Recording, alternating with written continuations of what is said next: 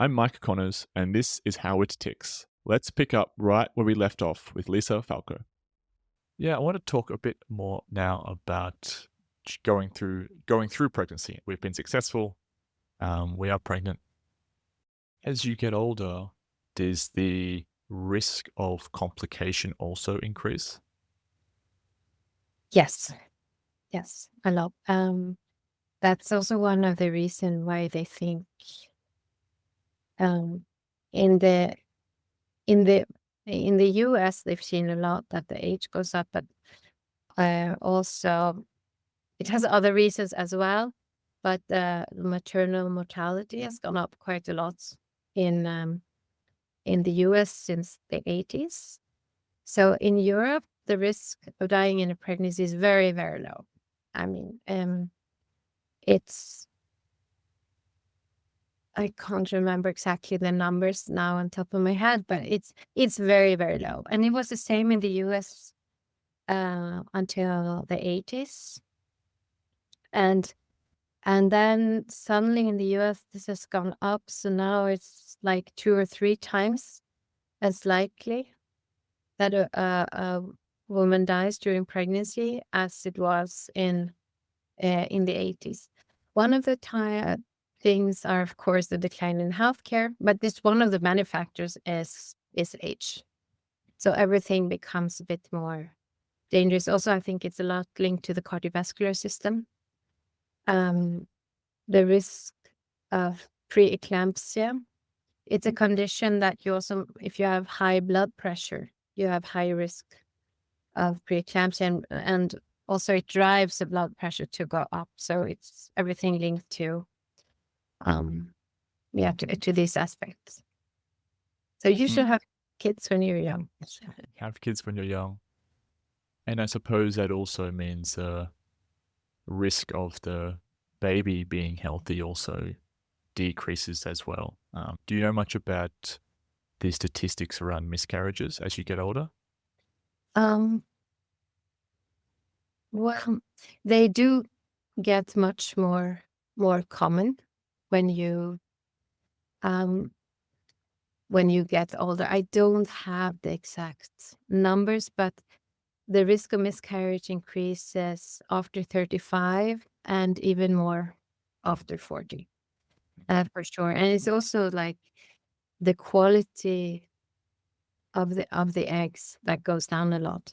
That's also why the reason why we're less fertile at 40 than at 25 is the quality of the eggs. So, So it's not the egg count, it's the quality of the eggs that's left. yeah, exactly. That is the problem. So at 40, you might still have regular cycles and still ovulate, but the quality of these eggs is going down. So either you don't get pregnant at all, that means that the fertilized egg has not been attached to the uterine lining. The uterine lining is like the wall inside the uterus, but even though if you might have a lower quality egg, it might get attached to the uterine lining and start to grow, but there might be some chromosome changes or some quality that is not good, and that will then cause the body to reject the pregnancy later on. And that is the reason behind a miscarriage. So ideally, you wouldn't even notice that you're pregnant, that it kind of rejects the egg already before the time where you would have had your next menstruation anyway. And that's where actually most miscarriages happens.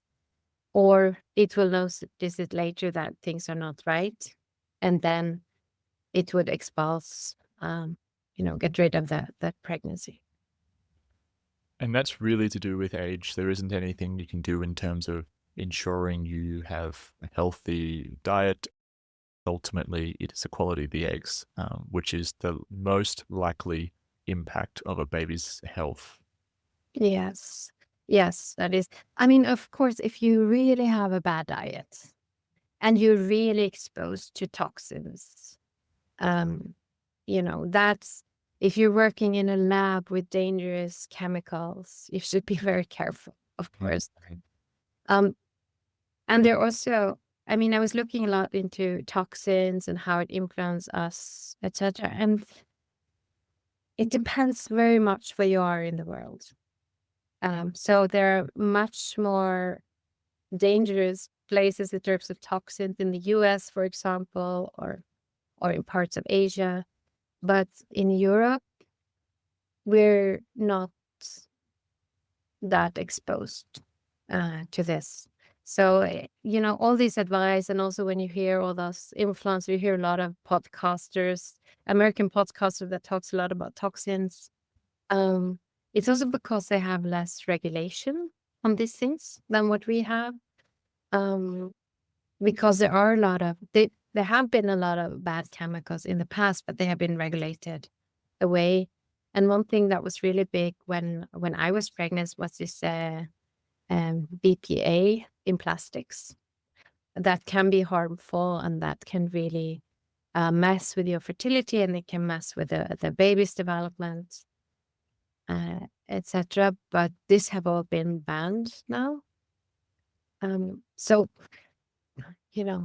it's good to take the usual, don't try to avoid getting microplastics into your system. That was my question. When you say toxins, you're predominantly talking about microplastics, which are a huge talking point at the moment.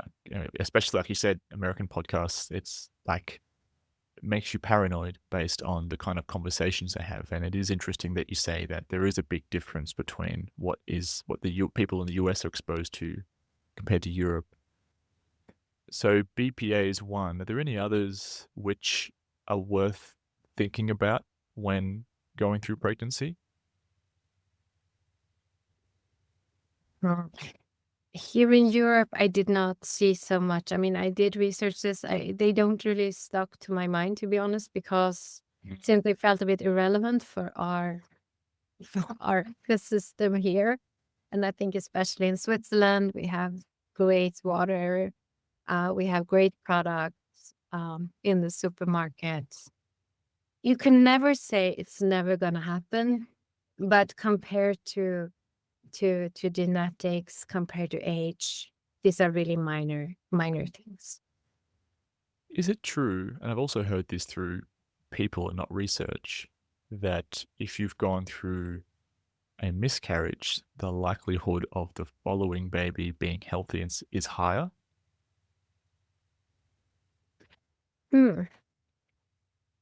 Maybe, I don't know. It could be just a purely statistical issue. I mean, you have 20 to 30% of risk of miscarriage in any pregnancy. In any pregnancy, regardless of age, that's even if you're 20. Yes, but remember, this is very early. I mean, most miscarriages happen before you even know you're pregnant. You would just notice it as maybe a heavier menstruation, maybe your period was late a week, and it would get before you actually have any pregnancy symptoms, before you noticed something was different. So it's just a statistical thing. You still have a higher chance of not having a miscarriage than having a miscarriage. So maybe that's just, it's most women I know have gone through at least one early miscarriage, and they all happen before. Not, I mean, there are other things, but most happens very early. And then the other largest portion is happening before the week 12. That's why they often don't recommend you to talk about your pregnancy before you're 3 months in. At what stage of the pregnancy does medical intervention have to happen for a miscarriage? For example, need to go to a doctor to actually remove the fetus? So I don't know exactly that date. Often you would still go to a doctor, but you could you can mostly remove it by taking a pill. Normally, if you just bleed it out, I think it's also probably around week 12 or so, because then it's still so small that it would just bleed out. But sometimes you can get what is called a missed. It's called a missed abortion. I mean, it's not. When we say, I had a missed abortion myself, so I got a bit shocked when it said in my file that I had an abortion. I did not have an abortion. I had a fetus that didn't develop. So it died, but it was not exposed. So it was quite early in the pregnancy, in week 8. So then I got the first ultrasound, which is quite common in Switzerland, and then there was no heartbeat. And if there's no heartbeat in week 8, something is wrong. And then I got the control a week later, and then it was clear that was never going to become anything, but it didn't expose. So I was still pregnant, but the fetus was dead. And then you get pills to expose it. And it's kind of abortion pills, actually. Mhm. So you can just take this pill and then you bleed out. That's I think that's the most common thing. And then it is if you've gone a lot further, then you need more medical intervention.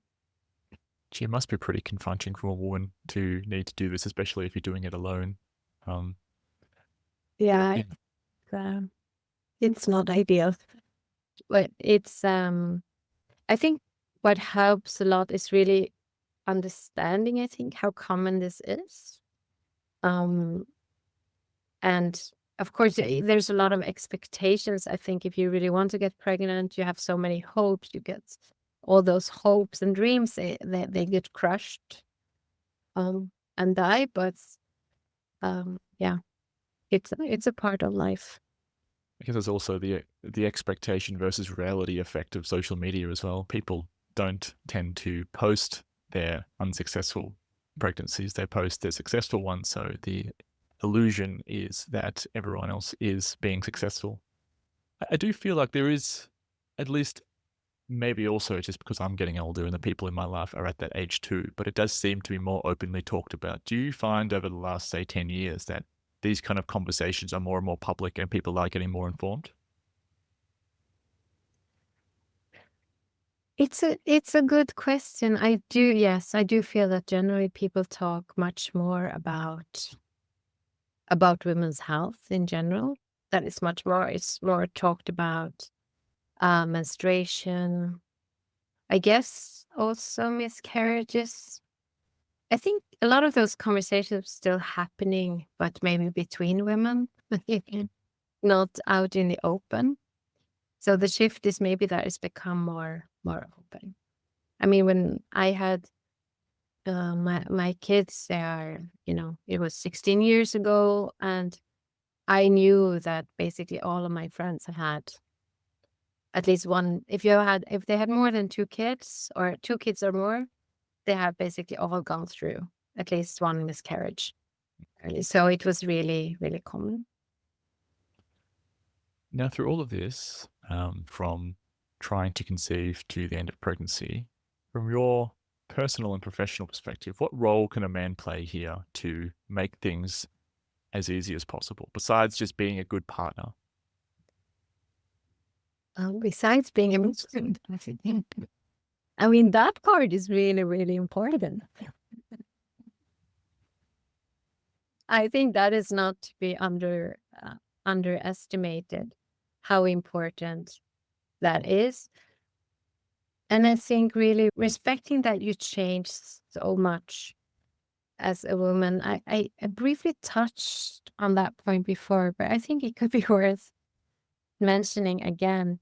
You know that the brain changes during pregnancy because both estrogen and progesterone levels that they fluctuate and they influence your mood during the menstrual cycle. But during pregnancy, those levels are more than 100 times higher. And is that some structures in your brain are basically growing. For example, the amygdala, which is kind of your fight or flight response, and your stress response is happening a lot in the amygdala. It grows, it becomes much more active. So you do become more anxious. And it also, remodel other parts of the brain that is more into caring and nursing. So I think it's really important to understand that most women, it's always on average, but that most women go through a transformation, and then often I feel that we're asked to still be the same person as we were before, because that's a person you hooked up with, person, you, yeah, that you love. But she is going to go through transformation, and really not putting pressure that you have to be the person you were before, because it's not. And it also can be a big grief, I think, for the woman to have. Sometimes you can be happy about that you become a new person, of course, and that can be amazing. And there's mostly amazing and something we should be grateful for. But it can also be a grief to let go of the person you were before, and that you don't really accept it, maybe. But also show yourself some, you as a woman should give yourself some slack that you're actually, yes, I am more anxious. Yes, it sucks. I used to be cool, fearless, whatever. And now I'm afraid of everything. I think every woman that I've spoken to who now who's had a baby in the last 2 or 3 years have all said the same thing. I thought I'd be a really cool, relaxed mom, and that is not the case. I had the biggest transformation ever. I was, I'm still a free skier, but I did some really extreme things, and I was scared of nothing before my pregnancy. The last thing I did before getting pregnant was to be caught in an avalanche. And then I got pregnant. And then when I went out the first time with my baby in the streets, I just started crying because I was terrified a person would snap my baby out of the wagon. I got a panic attack and we needed to go home, just, it's such a huge transformation. It will calm down a little bit and you get used to it, but you're just not the same anymore. And it's biology. It's really your brain that has gone through this. And sometimes it feels like we're judging women on this, that we say that is less good, or that we try to put women in a box because of this. And that is not what I want, people to do, but we should also see it as it's a huge value for evolution. There's a reason why we become like that, because women who are like this, their offspring had higher chances of survival.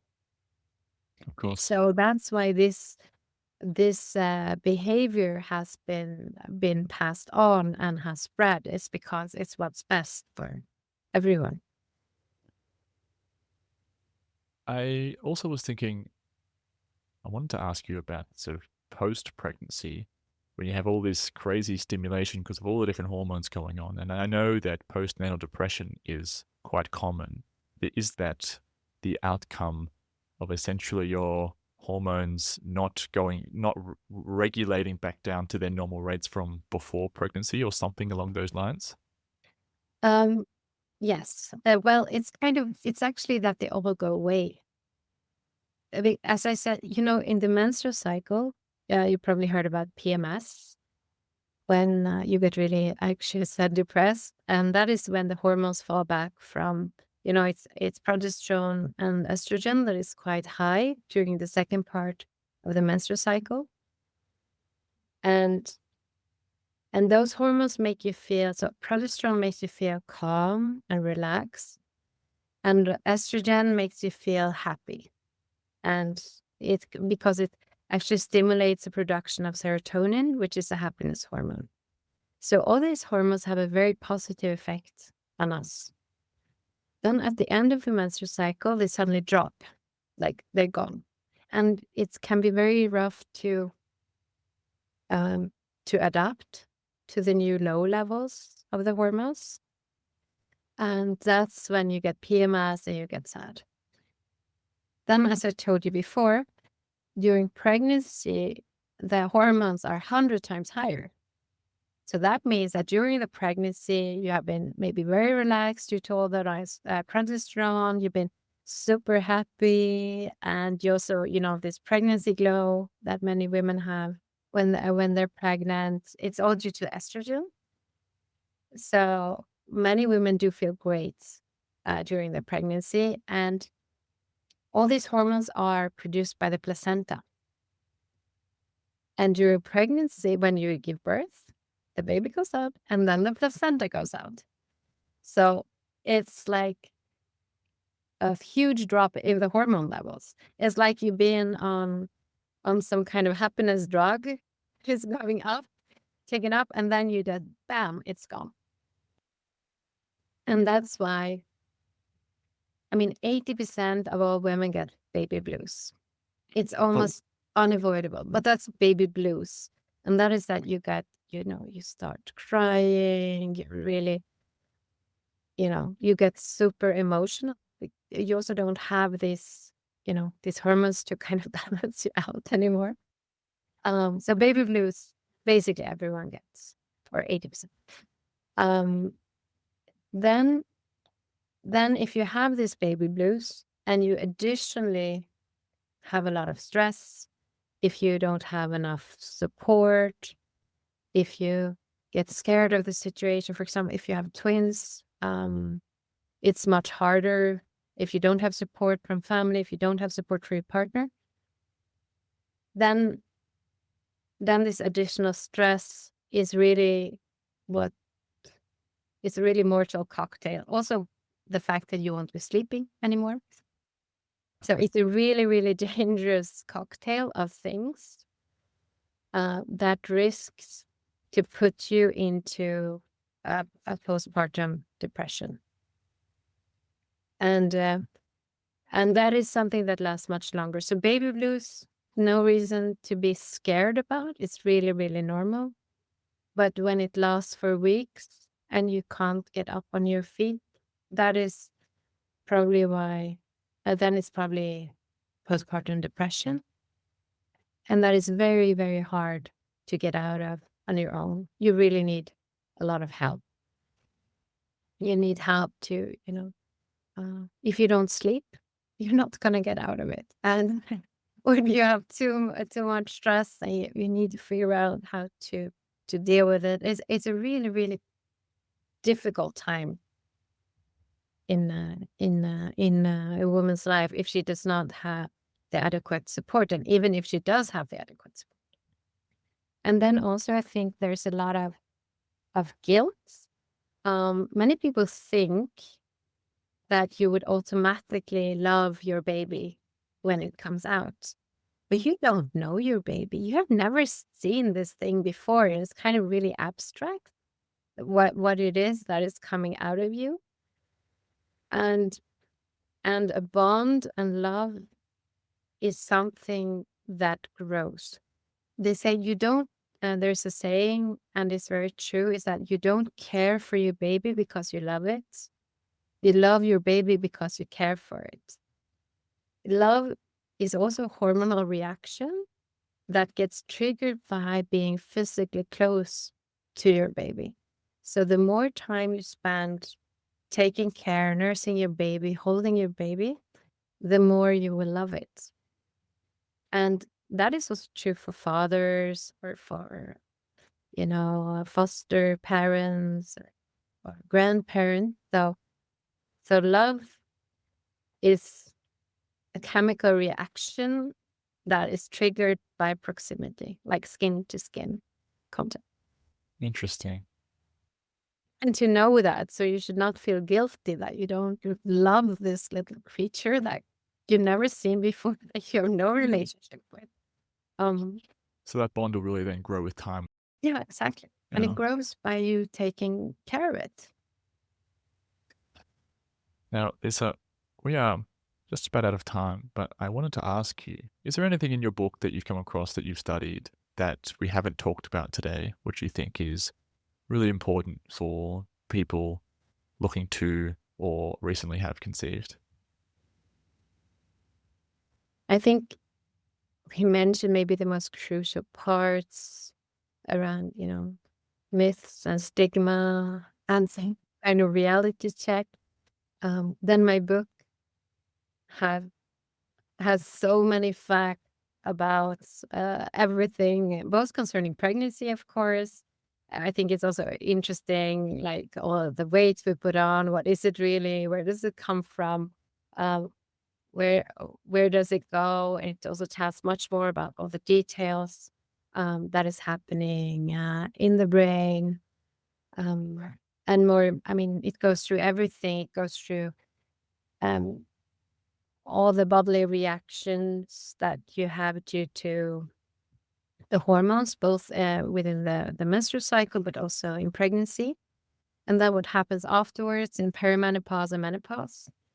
It also explains what happens in puberty, both how the hormones are triggering all the bodily changes, and also how it shapes the brain in a way that is kind of different. And it has a lot of facts that are many of them are really fun. It covers everything from how they discovered um, how sperm swim to, and all these kind of fun facts to, yeah, to maybe the more important biological parts. Yes. And I'll be sure to link the book in the show notes of the podcast. Lisa, if people want to know more about you or get in contact with you, how should they find you? The easiest, I would say, that's LinkedIn or my website, lisafalco.com. Amazing. Well, thank you very much for your time for this very informative conversation. My wife's going to be very proud of me for having this conversation. Yeah, I hope so. Hope you learned something. Indeed. Bye-bye. Yeah, bye.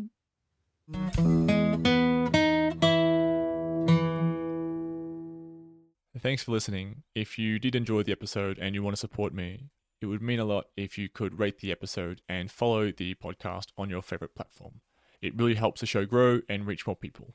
I'll see you in the next episode.